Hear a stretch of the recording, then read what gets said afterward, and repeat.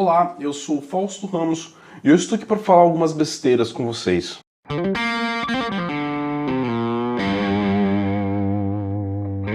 Vocês estão vendo esse banner aqui do meu lado? Pois é, ele é do meu livro de contos de fantasia. Esse livro é produto de um edital cultural feito com o apoio do Funcultura em parceria com o governo do estado do Espírito Santo. O livro tem contos de fantasia, de realismo fantástico e até mesmo contos de magia. Caso você tenha interesse de conhecer um pouco mais sobre o livro, eu sugiro que vocês acessem o link que vai estar na descrição deste vídeo para a loja virtual do Caosofia. Prossigamos agora com o tema do vídeo.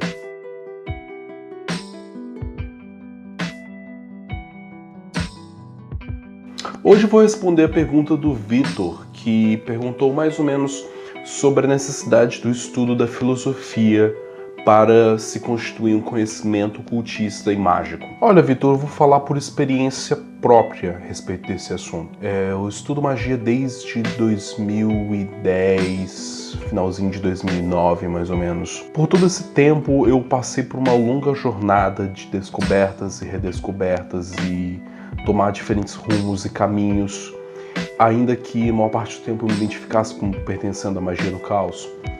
Mas houve um momento na minha jornada, em 2016, onde eu achei que eu encontraria um momento mais apropriado para poder me afundar e me aprofundar mais ainda na minha prática. E eu acabei entrando num vale de ceticismo. O que me levou a esse vale, a esse abismo de ceticismo em 2016? Justamente o fato de eu ter decidido me aprofundar nos estudos da filosofia, da sociologia e da antropologia. Eu comecei a resgatar algumas leituras que eu tinha feito há muitos anos atrás e também conhecer alguns outros autores nos quais eu ainda não tinha parado para estudar. O interessante do conhecimento filosófico e do estudo filosófico nessa escola mais secularista e amplamente difusa é que ele acaba sendo uma antítese e, em certa parte, até mesmo um antídoto em relação ao conhecimento místico, ocultista e mágico. Já teve o caso de dois amigos meus que, quando começaram a se interessar por ocultismo, eles me tinham como referência. E eles começaram a correr atrás de mim para perguntar coisas, perguntar referências de literatura, coisas que eles deveriam estudar para poder se inteirar e conhecer mais sobre magia. Só que essas duas pessoas depois passaram a ingressar na universidade, provavelmente começaram a estudar em uma federal. Um deles saiu para estudar música e o outro saiu para estudar ciências sociais. E na medida que eles começaram a ter contato com o conhecimento a nível acadêmico, e provavelmente com filosofia e com cadeiras de sociologia, eles começaram a sentir um choque muito grande com relação à visão de mundo deles, e eles passaram a se afastar completamente da visão de mundo mística, espiritualista, ocultista, porque tudo aquilo para eles começou a remeter a uma visão religiosa e dogmática de mundo. Convenhamos, a maior parte das vertentes mágicas implica em uma certa dose de dogmatismo e de você tem que aceitar e acreditar até o momento em que você puder ver na prática. Conheço muitas pessoas que começam a estudar filosofia, sociologia, antropologia, acabam se afastando muito da religiosidade. Existem pesquisas, e isso na verdade é um ponto muito interessante, que medem um grau de religiosidade de alunos ingressantes em algum curso universitário, praticamente qualquer curso universitário. Depois, à medida do tempo em que eles vão se graduando, chegando ao final da graduação, depois quando eles passam pelo processo de pós-graduação e depois mestrado e doutorado. E o que foi observado nessa escalada de conhecimento e de aprofundamento no conhecimento acadêmico é que na base começa-se por um conjunto, um grupo de pessoas cujo parâmetro religioso é muito próximo de como é a nossa sociedade fora da academia. A proporção de quantas pessoas têm uma certa crença ou outra, são cristãos, são kardecistas, são espiritualistas, são bandistas, enfim, qualquer outra crença. À medida que vai subindo na escalada de conhecimento acadêmico e aprofundamento acadêmico, a proporção de pessoas que largam a religiosidade ou que passam a ser ateias aumenta absurdamente.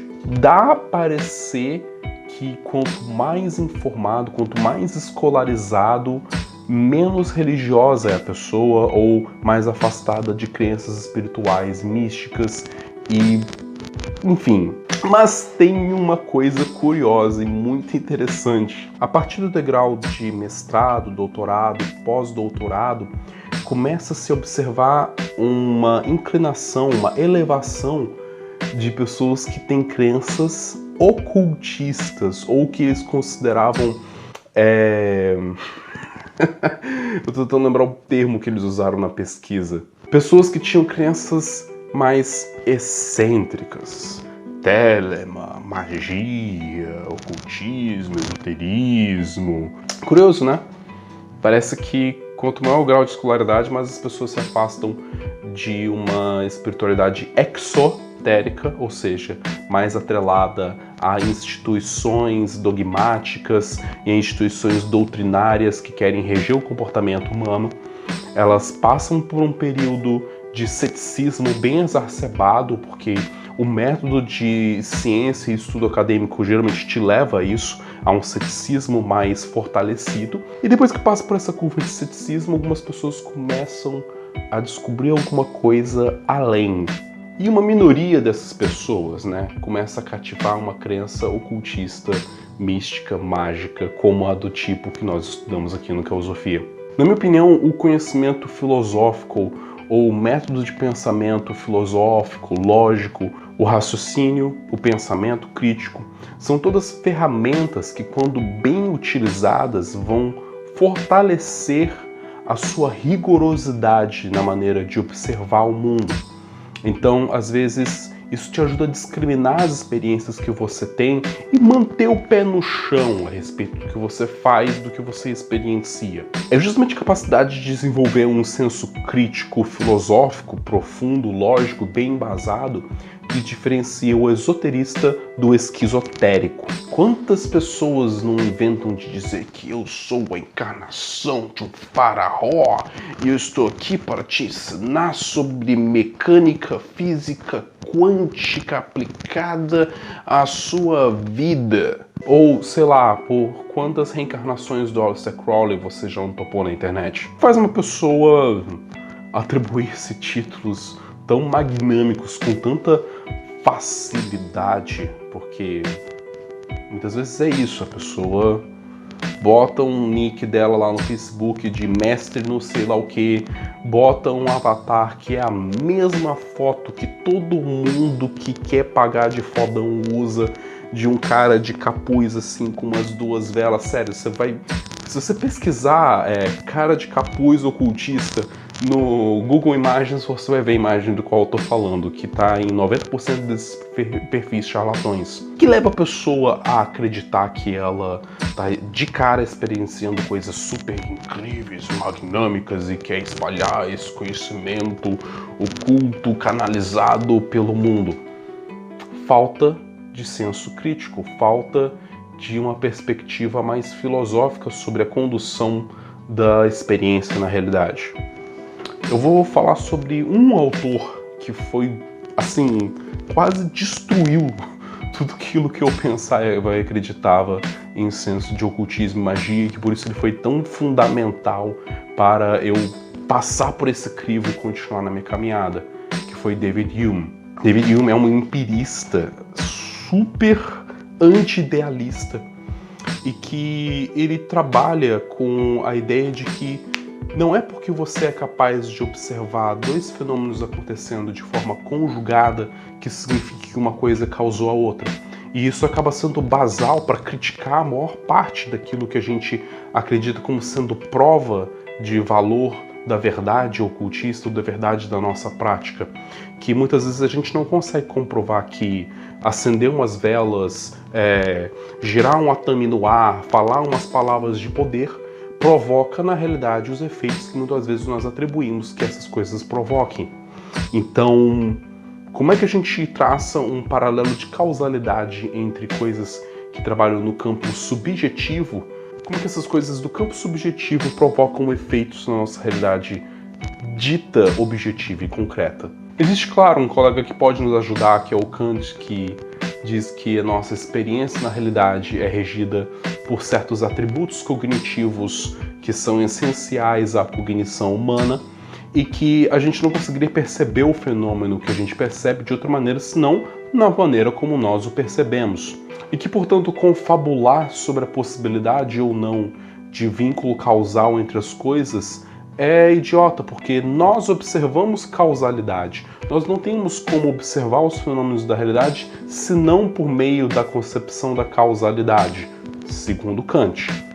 E por conta disso, a pergunta sobre se as coisas de fato têm vínculo causal entre o fenômeno que aparece conjugado vai pro ralo, porque a gente não precisa questionar isso. Não se precisa questionar sobre uma realidade objetiva, porque a gente só consegue observar no mundo aquilo que a gente percebe. Caraca, eu metralhei um monte de ideias na cabeça de vocês. Vocês conseguiram processar bem? Vocês conseguiram entender a linha de raciocínio que eu estou usando e as implicâncias dela? Vocês conseguiriam contra-argumentar com essas ideias? Talvez se eu fundamentasse elas ainda melhor? Eis a importância da filosofia.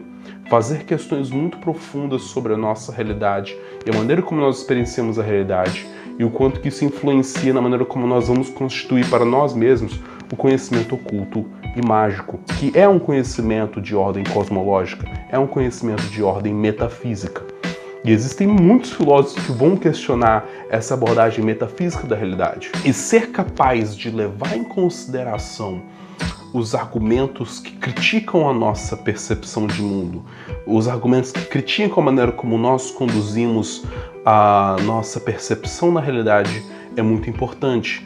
Quer nós consigamos ou não nos conciliar com isso, quer nós sejamos obrigados a conviver com as contradições das limitações que nós temos sobre o que nós podemos comprovar para nós mesmos ou para os outros sobre aquilo que nós experienciamos. Sim, eu tô falando isso para todo mundo que às vezes reclama da minha atitude, às vezes na página do Caosofia, meio que criticando ferrenhamente coisas como o coach quântico, ou como quem usa preceitos da física quântica para tentar estruturar o seu conhecimento oculto, mágico sobre energias etéreas, ou vinculando-os com lei da vibração, ou as leis herméticas. A minha postura de criticar algumas coisas que eu critico não é de dizer que essas crenças não podem ser verdadeiras, ou elas não podem ter valor de verdade. O meu posicionamento é de buscar uma honestidade intelectual, ou seja, reconhecer que é provável que muitas das coisas que as pessoas estão tentando usar da ciência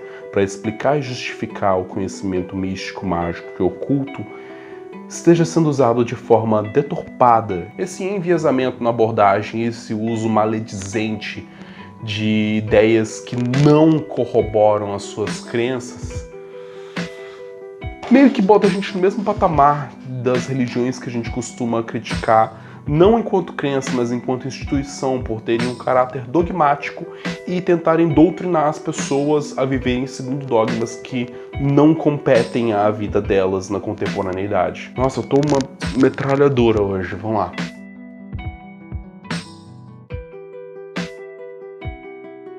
Pessoal, essas foram algumas palavras minhas sobre a importância do estudo da filosofia, das ciências sociais, da sociologia, da antropologia, da psicologia, na nossa maneira de enxergar o mundo por um viés mágico, ocultista e místico.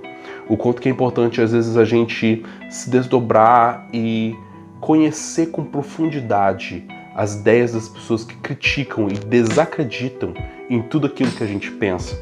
Porque é conhecendo tudo que pode descomprovar o que nós acreditamos que nós temos a oportunidade de mudar a nossa crença ou de nos fortalecer ainda mais, argumentando e refutando aqueles que nos criticam. Ou, como também se faz na magia do caos, não atribuindo um valor exagerado para as nossas próprias besteiras.